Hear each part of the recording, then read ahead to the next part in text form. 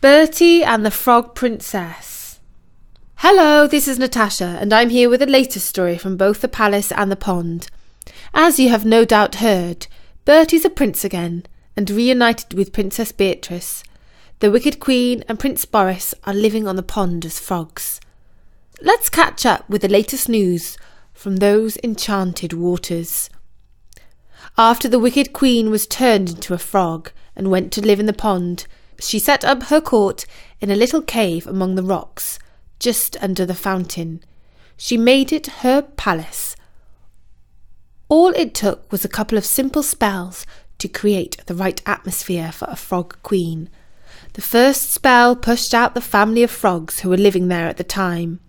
They were moved by magic to the smelly side of the pond, where all the slime and duckweed collects. The next spell added some turrets and fluted pillars and a drawbridge. Inside there was a little marble bathroom with gold taps, and a kitchen where Prince Boris the Frog prepared their dinner made out of squashed flies and cockroaches. On a sunny day she would often sit out on the terrace and keep an eye on her new subjects. Sometimes she would call everyone together and proclaim laws like, "Everyone must make their own beds and tidy up after breakfast. The penalty for failing to do so is life imprisonment inside a snail shell." You would be hard pushed to find a single frog, tadpole, fish or duck who was happy about the new regime on the pond.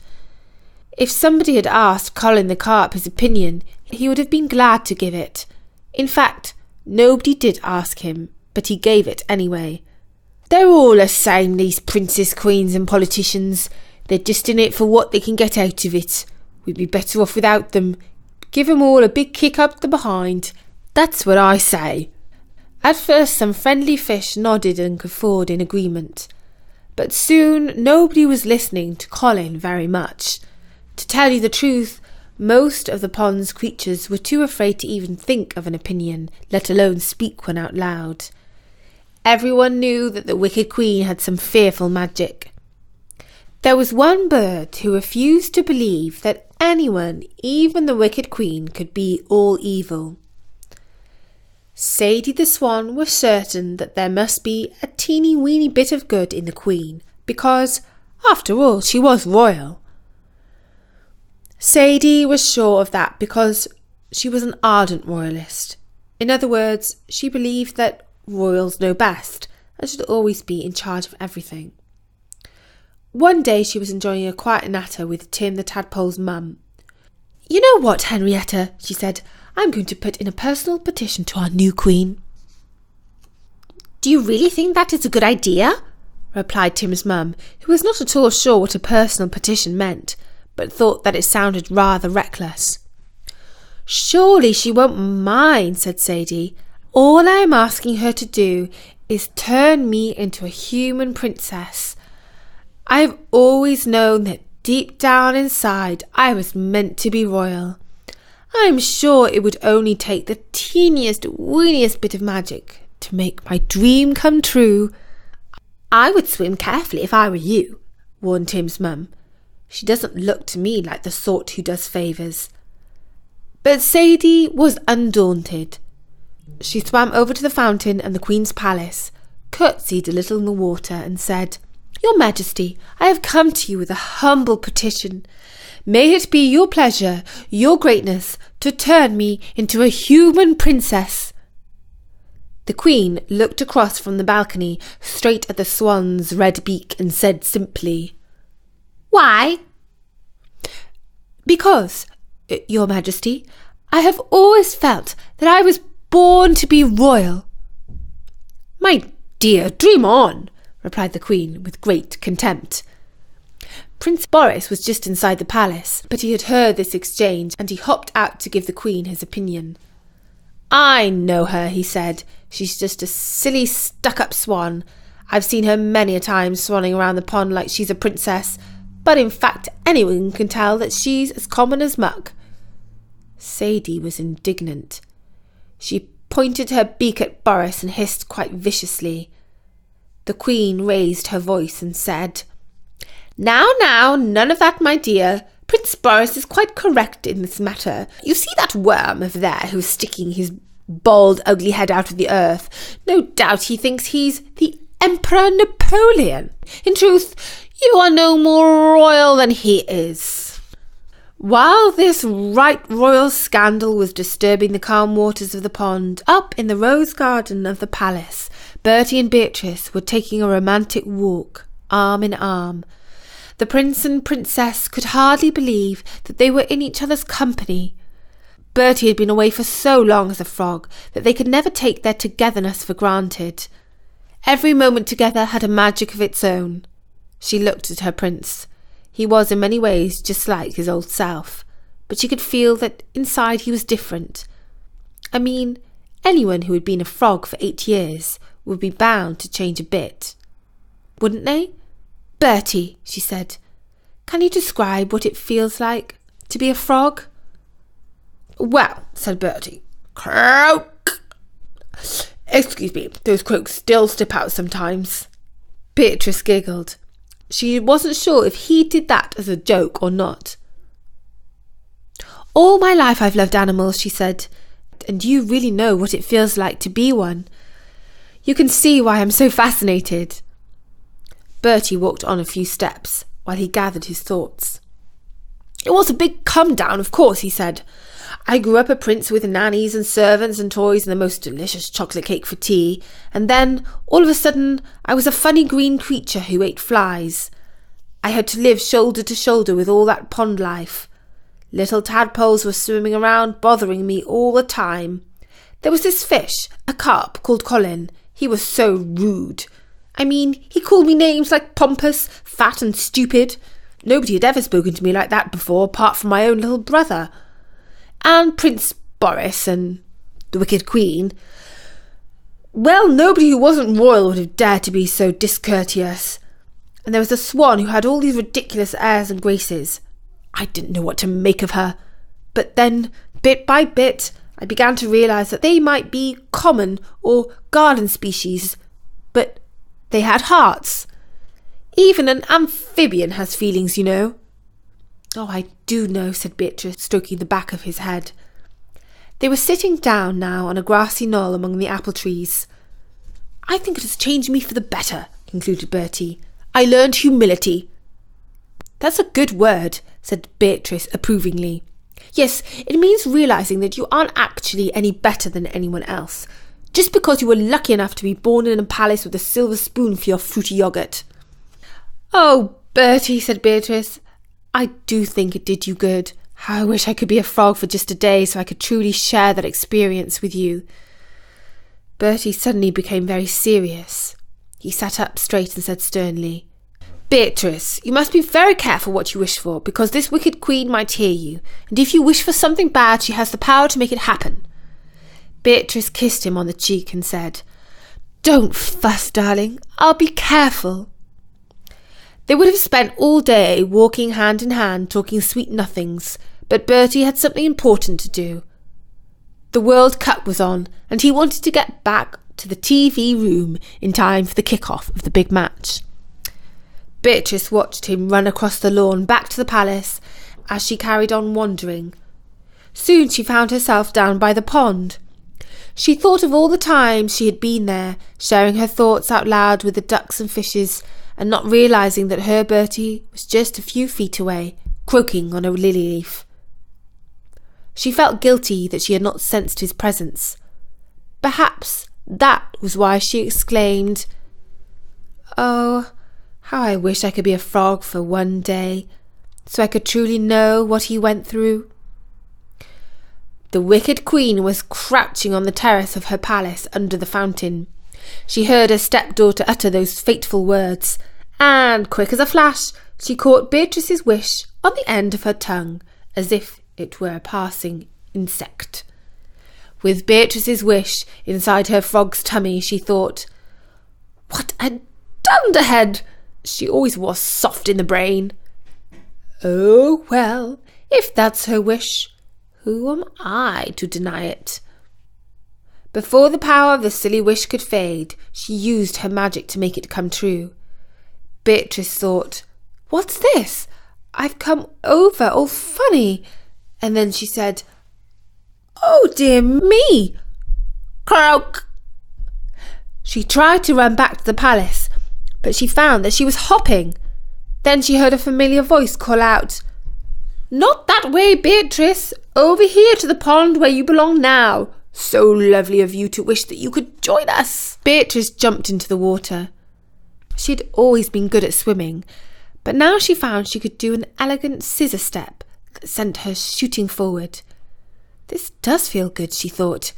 "It will be fun just for one day." When she reached the fountain, she hopped onto a rock and looked up at the balcony. "Hello, stepmother," she said. "I trust you are well." "Oh, I've never been better," she lied. She sent Prince Boris to help Beatrice find her way up to the palace. He hopped over the stones and said in his smarmy voice, "Good old girl, Beatrice. I knew you wouldn't be able to stand that idiot Bertie for too long. Now we can marry and live happily ever after." "Oh no, you don't understand," said Beatrice. "I'm just here for one day, to see what it's really like to be semi-aquatic." Boris thought to himself, "Just one day, hey? I'll ask the Wicked Queen to make it for ever and a day." But he said, "Well, since you have such a short time among us, I'd better show you around. What would you like to see?" "Oh, I'd love to meet all the characters on the pond," said Beatrice. "Bertie has told me so much about his friends, the carp, the swan and the tadpole." "In that case, I'll introduce you to Colin the carp. He's a charming old gentleman who always has an interesting view on almost any topic." Boris dived into the water and Beatrice followed. They swam over to the gloomiest part of the pond, where Colin liked to hang around, watching for unwary flies hovering above the water. If he saw a particularly juicy one, he would leap out and snatch it in his jaws. "Ahoy there, Colin! There's a special visitor who wants to meet you," called out Boris. Colin poked up his head and said, "Tell whoever it is to make an appointment. I'm busy." "But she's just with us for a short time," lied Boris. "Her name is Princess Beatrice." "Do you mean the so-called lovely Princess Beatrice that Bertie was always droning on about?" said Colin. "I don't suppose it's her fault that he bored us all to death with his non-stop pining for her." These words were music to Beatrice's ears. She swam over to Colin and planted a froggy kiss on his old head. "It's so lovely to meet you, Colin," she said. "Bertie's told me all about you." Colin actually blushed and said, "Well, Princess, the pleasure is all mine."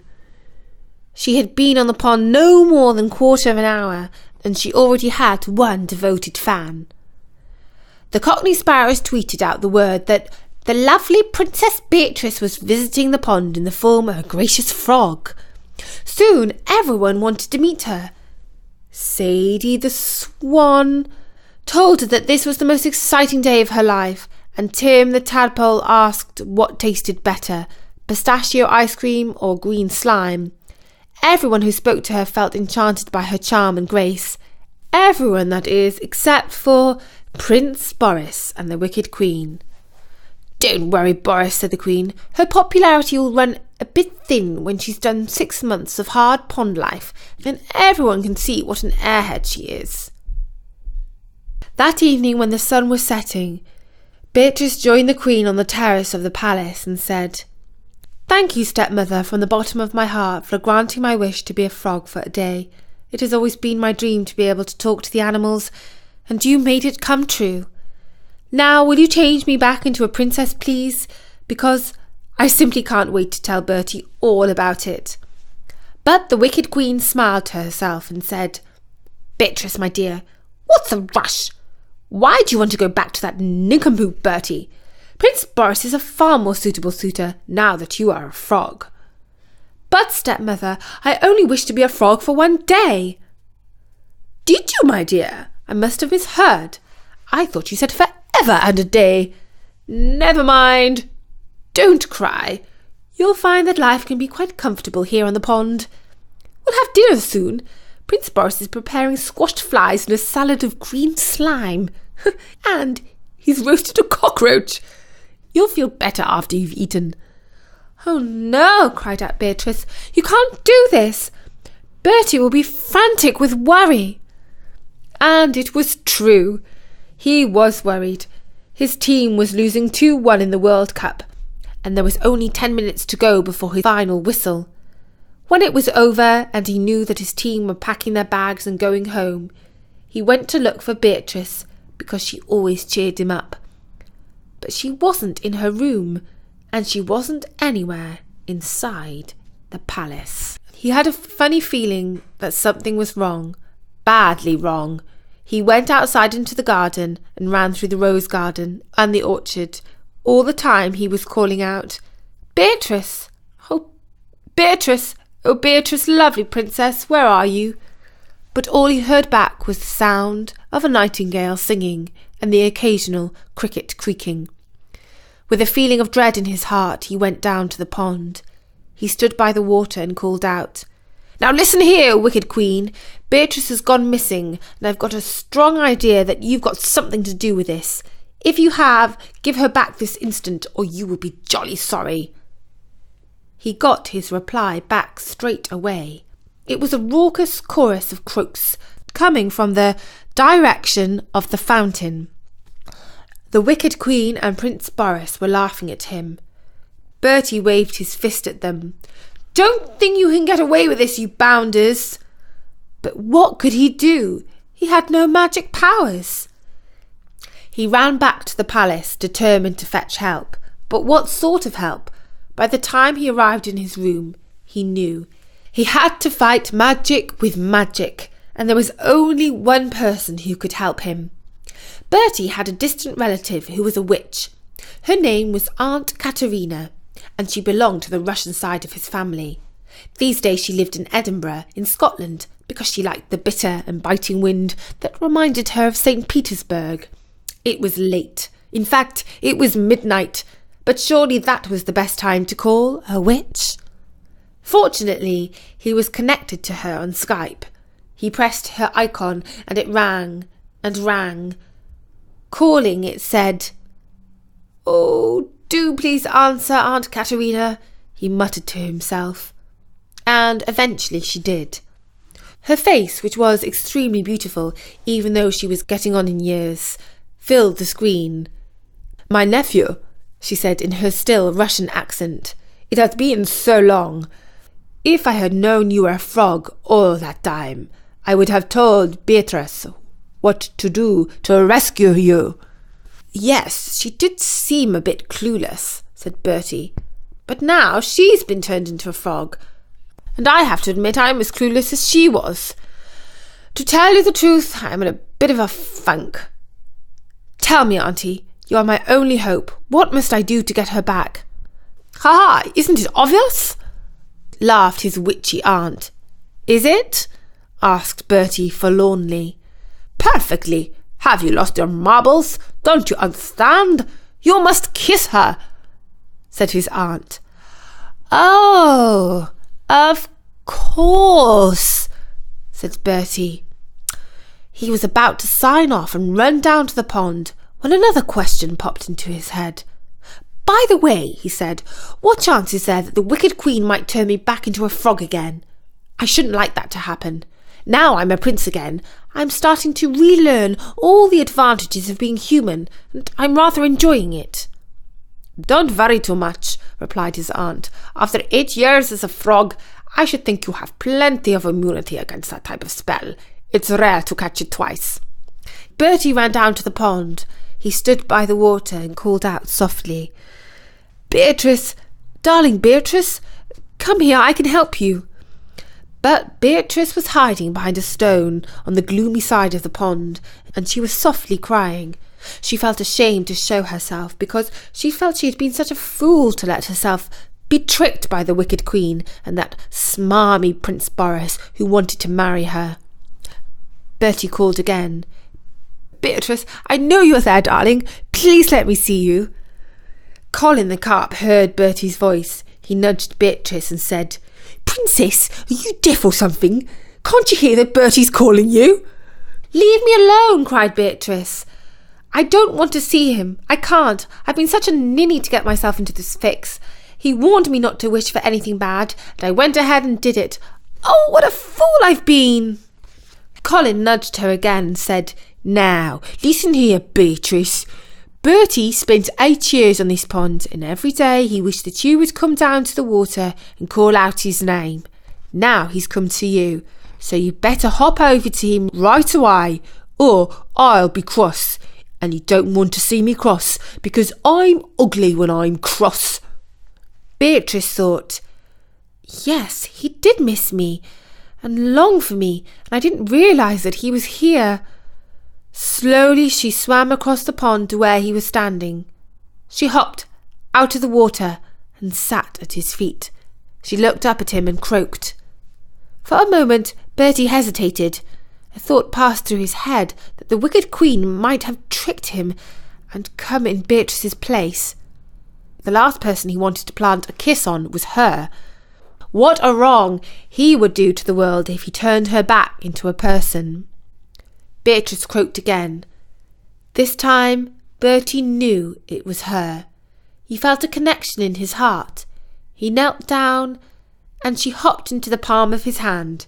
He moved his face toward her green head and placed his lips gently on them. A few moments later he was reunited with his princess. And that was the story of Bertie and the Frog Princess. We hope you enjoyed the story and the lovely new picture by Chiara Xivati. She's also doing some new illustrations for our story Bertie in Siberia, which you can find on storynori.com. For now, from me, Natasha, bye bye!